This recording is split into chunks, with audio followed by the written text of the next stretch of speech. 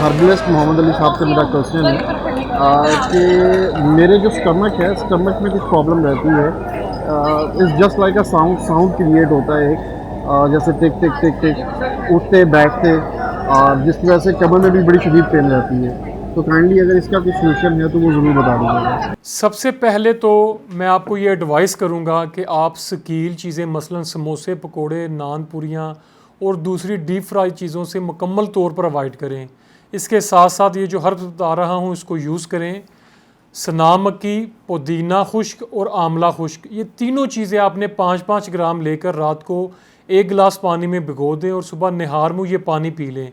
इंशाल्लाह 1 हफ़्ते के अंदर अंदर आपका स्टमक बिल्कुल नॉर्मल हो जाएगा, ग़िज़ा हज़म होने लगेगी, गैस्ट्रिक और कॉन्स्टिपेशन से भी निजात मिल जाएगी।